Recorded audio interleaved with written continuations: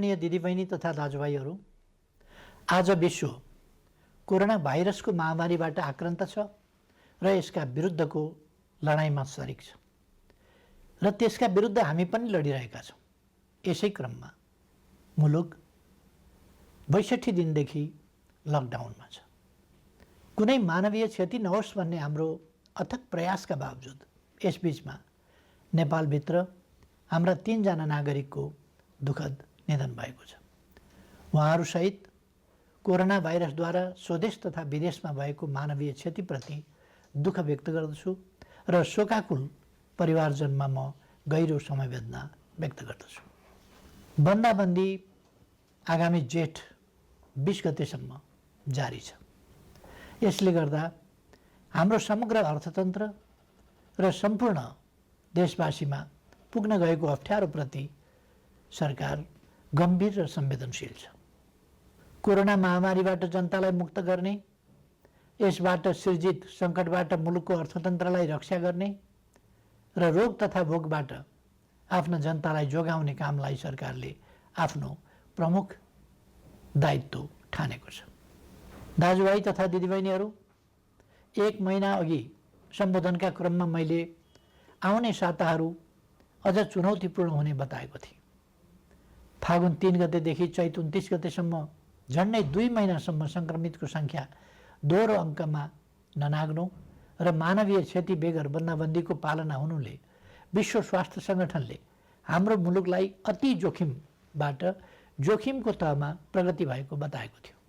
तर नयाँ वर्षको पहिलो हप्ता बितेसँगै महामारीको सङ्क्रमण फेरि विस्तार हुन थाल्यो।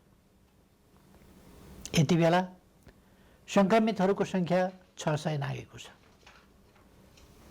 आसन्न जोखिमले हामीलाई थप सजग हुन, अझ उच्च योजनाका साथ सङ्क्रमणलाई नियन्त्रण गर्न र राज्यका सबै अङ्गहरूलाई महसुस हुने गरी अझ चुस्त र प्रभावकारी बनाउन माग गरेको छ।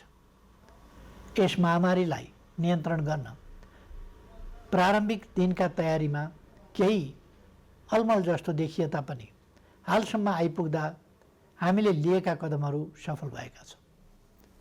लकडाउनले जीवनलाई असहज त बनाएको छ, तर यसले सामाजिक दूरी कायम गर्न, केसहरू पहिचान गर्न, आइसोलेसनमा राख्न र सम्पर्कित व्यक्ति पत्ता लगाउन मद्दत पुर्याएको छ। समयमै गरिएको लकडाउन, अन्तर्राष्ट्रिय सीमा नाका र उडानहरू बन्द गर्ने निर्णय र समयमै तय गरेको अस्पताल सेवा सञ्चालन कार्यविधिको तर्जुमा र कार्यान्वयन लगायतका कदमहरूले महामारीबाट हुन सक्ने डरलाग्दो क्षतिलाई जोगाएको छ।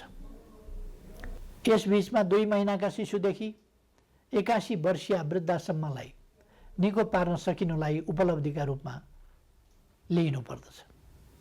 यसरी दक्षिण एसियाका कतिपय मुलुकहरूको तुलनामा नेपालमा महामारी नियन्त्रणको स्थिति प्रभावकारी छ, तर त्यो ढुक्क भएर बस्ने स्थितिमा भने छैन।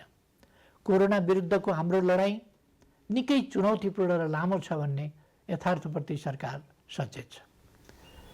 आपूर्तिका सीमित स्रोत भएका कारण औषधि र स्वास्थ्य उपकरणको खरिदमा सिर्जना भएका केही अप्ठ्याराहरू हल भएका छन्। एकमात्र प्रयोगशालाबाट सुरु भएको कोभिड-19 को परीक्षणलाई 7वटै प्रदेशसम्म विस्तार गर्दै 20 भन्दा बढी प्रयोगशालाबाट अहिले तीव्र बनाइएको छ। परीक्षणको दायरालाई विस्तार गर्न, किट तथा औषधिको प्रबन्ध द्रुत गतिमा गरी यसलाई यथाशीघ्र अझै उन्नत बनाइनेछ। विज्ञहरूले दिएको सल्लाह बमोजिम कम्तीमा जनसङ्ख्याको 2% परीक्षण विस्तार गर्ने योजनामा सरकार छ। प्रत्येक स्थानीय तहलाई कोभिड-19सँग जुझ्न सक्ने गरी स्वास्थ्य सुरक्षा, स्वास्थ्य सेवा, आधारभूत वस्तुहरूको आपूर्ति र शान्ति सुव्यवस्था कायम गर्न सक्ने तुल्याउन सङ्घ र प्रदेश बीचको सहकार्यलाई थप प्रभावकारी बनाइनेछ। खास गरी क्वारेन्टाइनको प्रबन्ध, राहत वितरण, आपूर्ति प्रणालीको व्यवस्थापन र अनुगमनमा स्थानीय तहलाई सक्षम पार्ने गरी साझेदारी अघि बढाइनेछ।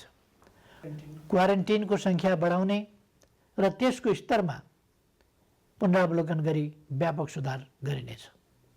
आवश्यकता अनुसार बन्द अवस्थामा रहेका होटल तथा उपयुक्त सार्वजनिक संरचनाहरूलाई समेत क्वारेन्टिनको रूपमा प्रयोग गर्ने बारेमा समेत योजना बनाइएको छ।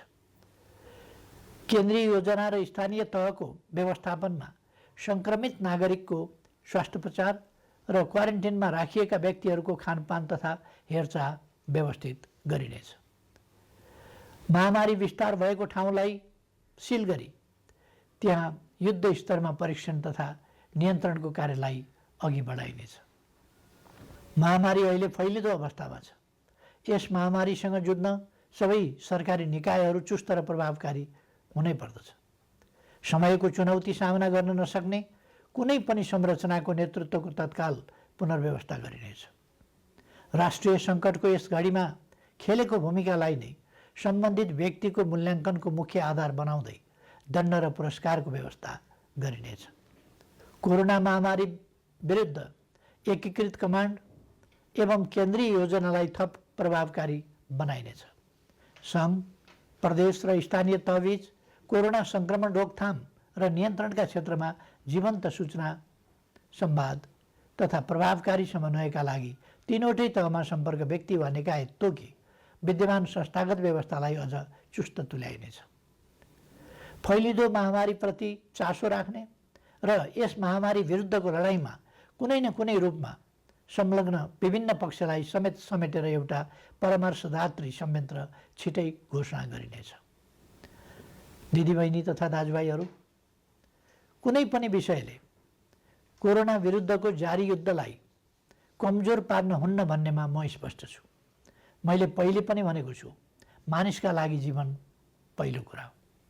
रोग वा भोक केहीबाट पनि हाम्रा देशवासीको जीवन जोखिममा पर्न नदिन सरकार हदैसम्म प्रयत्नशील रहन्छ।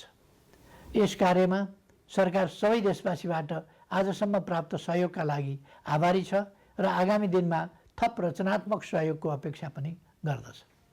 अहिले मुलुक बाहिर रहेका नेपालीहरूको घर फर्किने क्रम बढेको छ। मैले नेपालीहरूको ठुलो सङ्ख्यामा कार्यरत रहेका मुलुकका सरकार तथा राष्ट्र प्रमुखसँग गम्भीर संवाद गरेको छु। नेपालीहरूको अप्ठ्यारोमा सहयोग गर्न मैले गरेको आग्रहमा उहाँहरूले निश्चिन्त रहन आश्वस्त पार्नु भएको छ। म उहाँहरू सबैलाई धन्यवाद भन्न चाहन्छु।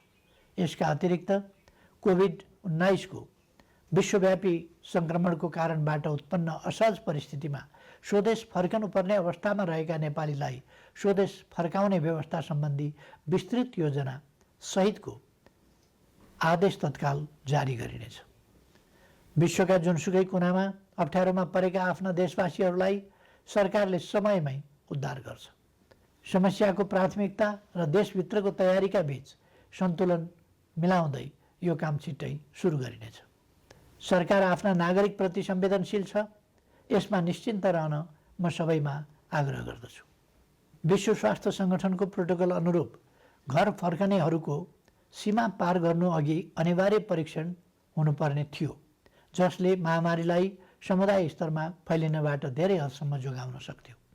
तर छिमेकी मित्र राष्ट्र भारतबाट अधिकांश घर फर्कनेहरू नियमको पालना र परीक्षण बिना नै अनेक कष्ट झेल्दै ठुलो सङ्ख्यामा सीमा पार गरिरहनु भएको छ। परीक्षणको अभावमा महामारी तीव्र गतिमा फैलिनमा यसले पनि योगदान गरिरहेको छ। स्वदेश भित्रिसक्नुभएका दाजुभाइ दिदीबहिनीहरूले छिटो परीक्षण गर्न, सामाजिक दूरी कायम गर्न, सुरक्षित ढङ्गले क्वारेन्टिनमा रहन र अन्य नियमहरूको पालना गर्न जरुरी छ। यस काममा उहाँहरूलाई आवश्यक सहयोग पुर्याउने थप दायित्व स्थानीय तहको काँधमा आइपरेको छ। यस्तै अवस्थामा जनस्तरमा पारस्परिक सहयोगको आवश्यकता हुन्छ। जनताबीचको आपसी सहयोग र सजगतामा मात्रै कोरोना जस्तो महामारीको सङ्क्रमणलाई नियन्त्रण गर्न सकिन्छ। हामी स्पष्ट हुनुपर्दछ, कोही पनि रहरले मात्र विदेशिएको हुँदैन। कोरोना सङ्क्रमण जो कसैलाई पनि हुनसक्छ, कसैले पनि इच्छाले सङ्क्रमण बोकेर फर्किएको पनि हुँदैन। कसैको पनि बोली र व्यवहारबाट घर फर्किएकाहरूको आत्मसम्मानमा चोट नपुगोस् भन्नेमा सचेत रहन म सबै देशवासीहरूलाई आग्रह गर्दछु। घर फर्किएका सबै दिदीबहिनी दाजुभाइहरूलाई आफ्ना कारणले आफ्नो परिवार, छरछिमेक तथा समुदायमा महामारी नफैलियोस् भन्नेमा सतर्क रहन र चिकित्सक तथा प्रशासनको सल्लाह बमोजिम स्वास्थ्य सम्बन्धी अन्य नियमहरूको पालना गर्न अनुरोध गर्दछु। अप्ठ्यारो बेलामा केही तत्त्वहरू जनतामा भ्रम फिजाएर आफ्ना अलग स्वार्थ र उद्देश्यहरू पुरा गर्न सक्रिय हुन सक्दछन्।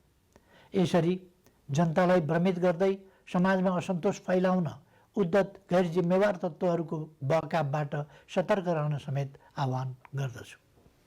विश्वव्यापी प्रवृत्ति र हाम्रो मुलुकमा त्यसको प्रभावलाई हेर्दा यस महामारीको सङ्क्रमण अझै केही अवधि जारी रहने देखिन्छ। समुदायमा सङ्क्रमण थप विस्तार हुन नदिन आवश्यक सावधानीका साथ केही नयाँ कदमहरू चालिनेछ। महामारीका कारण माध्यमिक शिक्षा परीक्षा एसईई सञ्चालन हुनुभन्दा 2 दिन अगाडि स्थगित गर्नु परेको थियो।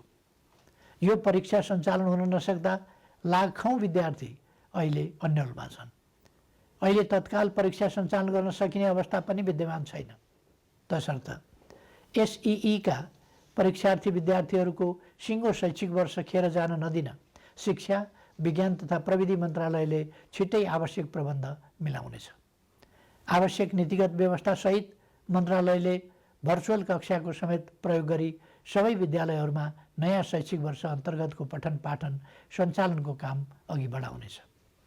कोरोना भाइरस महामारीको जोखिम न्यून गर्दै आवश्यक आर्थिक क्रियाकलापलाई सुचारू गरिनेछ। सरकारको नीति तथा कार्यक्रममा जोड दिइए अनुरूप खेतीपातीको याम खेर जान नदिन सामाजिक दूरी र आवश्यक परहेजलाई ख्याल गरी कृषि कार्य अघि बढाइनेछ। समुदायमा सङ्क्रमण फैलिन नदिन मानिसको आवागमनलाई आवश्यक मात्रामा सीमित गर्ने गरी प्रशासनिक कडाइलाई भने कायमै राखिनेछ। कोरोना महामारीका कारण थपिन सक्ने गरिबी र बेरोजगारीलाई समाधान गर्न कृषि क्षेत्रको अहम भूमिका हुने कुराप्रति सरकार सचेत छ। ठुलो मात्रामा आधुनिक यन्त्र र प्रविधिको प्रयोग गरी व्यावसायिकीय कृषि उत्पादनको कार्य अपेक्षित मात्रामा हुन नसक्नु, मेहनत तथा लगानी गर्ने उत्पादक र मूल्य तिरेर खरिद गर्ने उपभोक्ताको अहित हुने, तर किसान र उपभोक्ताको बीचमा रहने बिचौलियाले भने अनुचित फाइदा उठाउने जस्ता समस्या कृषि क्षेत्रमा रहेको आजको गम्भीर समस्या हो। यस समस्यालाई सम्बोधन गर्न आवश्यक खाद्य वस्तुहरूको आयातलाई घटाउने, कृषिमा आत्मनिर्भर हुने, क्रमशः कृषि उत्पादनको निर्यात तीव्र पार्ने र कृषि क्षेत्रमा ठुलो मात्रामा रोजगारी र स्वरोजगारी सृजना गर्ने कार्यक्रम हालै संसदबाट नीति तथा कार्यक्रमका रूपमा पारित गरिसकिएको छ। कोरोना महामारीका बीच पनि अर्थतन्त्रलाई चलायमान राख्ने र राष्ट्रिय गौरवका आयोजना लगायत कतिपय विकास आयोजनालाई अगाडि बढाउने हाम्रो प्रयास र प्रयोग सफल भएको छ। कोरोना महामारी बीच पनि माथिल्लो तामाकोशी, मेलम्ची, पोखरा, भैरवा र काठमाडौँ विमानस्थल निर्माण विस्तार तथा रानीपोखरी, धरहरा लगायत पुनर्निर्माणका काम अगाडि बढाउन सकिएको छ। यसले कोरोनालाई छल्दै विकासका काम अगाडि बढाउन सकिन्छ भन्ने पुष्टि भएको छ। अब नियन्त्रणको सीमाभित्र रहन सक्ने थप उद्योगहरूलाई सञ्चालनको अनुमति दिइनेछ। काममा आउने आफ्ना श्रमिकलाई समुदायमा छ्यासमिस नहुने प्रबन्ध गर्ने शर्तमा जुन जुन जिल्लाका श्रमिक हुन् तिनीहरूलाई पहिले कोरोना परीक्षण गरी प्रशासनको निगरानीमा उद्योग व्यवसाय सञ्चालन हुने स्थानमा ल्याउने प्रबन्ध मिलाइनेछ। सम्बन्धित उद्यमीले आफ्नो व्यवसायमा रहने श्रमिकहरूले तोकेको प्रोटोकल पालना गरे नगरेको अनुगमन आफै गरी त्यसको नियमित जानकारी सम्बन्धित प्रशासनिक निकायमा गराउनु पर्नेछ। यसको प्रभावकारिताको आधारमा क्रमशः थप व्यवसाय सञ्चालनको प्रक्रिया अघि बढाइनेछ।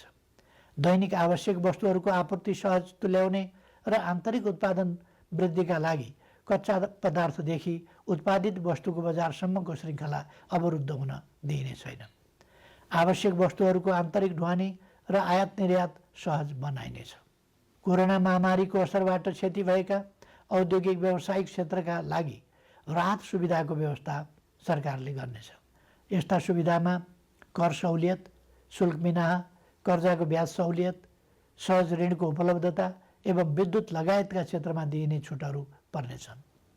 निजी क्षेत्र सबल नहुँदा अर्थतन्त्र सबल हुन सक्दैन भन्ने यथार्थलाई सरकारले राम्रोसँग बुझेको छ।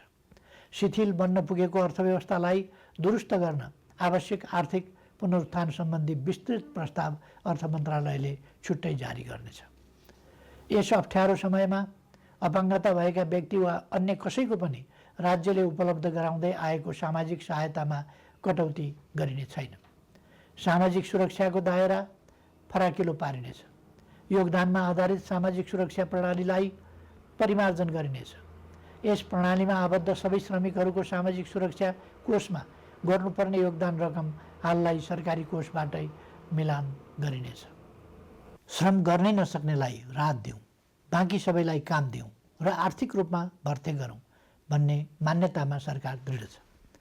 प्रधानमन्त्रीको नेतृत्वमा रहेको प्राकृतिक विपत्ति न्यूनीकरण तथा समस्या समाधान कोष र गृहमन्त्रीको नेतृत्वमा रहेको प्राकृतिक विपत्ति राहत कोषमा समेत रहेको रकमको महत्त्वपूर्ण हिस्सा कोरोना सङ्क्रमण रोकथाम नियन्त्रण तथा उपचार कोषमा हस्तान्तरण गरिनेछ, जसबाट कोरोना रोकथाम नियन्त्रण र उपचारमा थप योगदान पुग्नेछ। यति बेला विदेशमा रोजगारी गुमेर ठुलो सङ्ख्यामा हाम्रा श्रमिकहरू स्वदेश फर्किनु भएको छ। साथै कोरोना महामारीका कारण नेपालमा कार्यरत विदेशी श्रमिकहरू पनि ठुलो सङ्ख्यामा आफ्नो देशमा फर्केको या फर्कने अवस्था रहेको छ। मुलुकमा विद्यमान र यस्ता विभिन्न ढङ्गले सिर्जना भएका रोजगारीका अवसर, विदेशमा रोजगारी गुमाएर स्वदेश फर्किएका र स्वदेशमै रोजगारविहीन नेपालीहरूलाई उपलब्ध गराइनेछ। यसका लागि आवश्यक पर्ने उपयुक्त सिप र तालिमको व्यवस्था सरकारले गर्नेछ। कृषि, साना तथा मझौला उद्योग, व्यवसाय, निर्माण तथा सेवा क्षेत्रमा स्वरोजगारी सृजना गरी आत्मनिर्भर अर्थतन्त्रको गन्तव्यमा अघि बढ्ने विषय पहिले नै चर्चा गरिएको छ। सङ्घ, प्रदेश र स्थानीय तहको सहकार्यमा पारिश्रमिक सहितको जनसहभागिता र प्रविधि सहितको श्रममूलक विकास निर्माणका कार्यहरू स्थानीय तहमा सञ्चालन गरिनेछ। प्रधानमन्त्री रोजगार कार्यक्रम अन्तर्गतको रोजगार सेवा केन्द्रलाई श्रम ब्याङ्कको रूपमा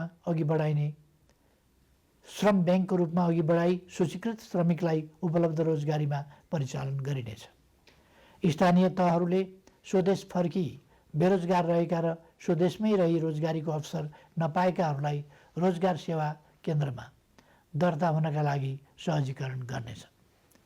दिदीबहिनी तथा दाजुभाइहरू, कोरोना भाइरसको महामारी हत्तपत्त नहट्न पनि सक्छ भन्ने वास्तविकतालाई हामीले आत्मसात गर्नुपर्दछ। भाइरसको औषधि छैन, यस भाइरसको पनि औषधि छैन। विज्ञहरू भनिरहेका छन्, यस भाइरसका विरुद्धको नयाँ खोप पत्ता नलागेसम्म यस महामारी विरुद्ध नियन्त्रण गर्ने उपलब्ध उपाय भनेकै हाम्रो आनीबानी र आहार विहारमा आवश्यक सतर्कता अपनाउनु हो। हालसम्मका उपायहरू हुन् भाइरसलाई व्यक्तिबाट व्यक्तिमा सर्न नदिन, सामाजिक दूरी कायम गर्ने र हरेक व्यक्तिमा प्रतिरोधी क्षमता वृद्धि गर्ने। सोचौँ, हुने खाने हुन् वा हुँदा खानेको अचारको रूपमा होस् वा तरकारी, हाम्रा भान्सामा प्रयोग हुने केही तत्त्वहरूमा किन समानता पाइन्छ? किनकि त्यसमा औषधीय तत्त्व छ। हाम्रा पूर्वजहरूले हजारौँ वर्ष अगाडिदेखि गहिरो अनुसन्धान गरेर प्रचलनको रूपमा अगाडि सारेका, हाम्रो भान्सामा प्रयोग हुँदै आएका ती औषधीय तत्त्वले रोगको प्रतिरोध क्षमता बढाउन बल पुर्याइरहेका छन्।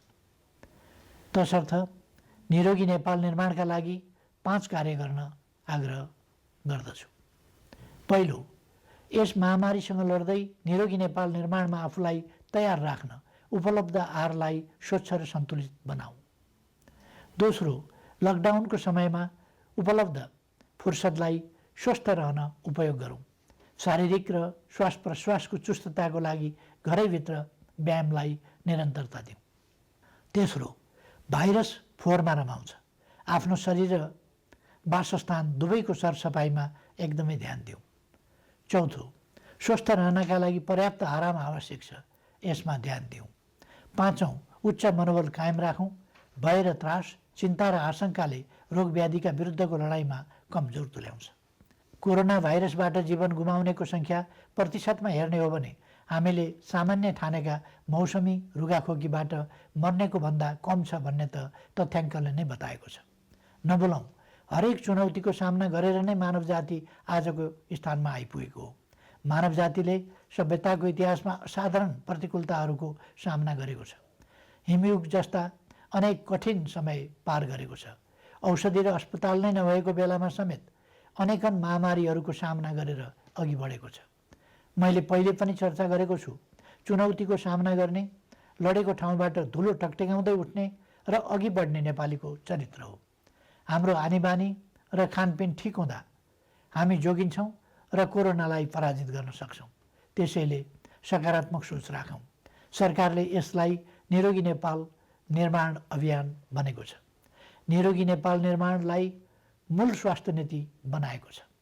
प्रकृति मैत्री स्वच्छ जीवन प्रणाली प्रवर्धन गरी नेपालीको रोग प्रतिरोधी क्षमता वृद्धि गर्न निरोधात्मक कार्यक्रम सञ्चालन गर्ने नीति अघि सारिएको छ। हाल कोरोना महामारी विरुद्ध सबै सामर्थ्य लगाउने र कोरोना मुक्त नेपालको स्वास्थ्य सेवामा प्रतिरोधात्मक र उपचारात्मक विधि अवलम्बन गर्न सरकार प्रतिबद्ध छ। नेपालीहरूको मनोबल उच्च छ र प्रतिरोध क्षमता पनि असाधारण छ। यस महामारीलाई सरकारले अघि सारेका विभिन्न उपायहरूसहित आफ्नो उच्च मनोबल र प्रतिरोध क्षमताका साथ पराजित गर्नेछौँ भन्ने मैले विश्वास लिएको छु। सबैमा सुस्वास्थ्यको कामना गर्दछु। धन्यवाद।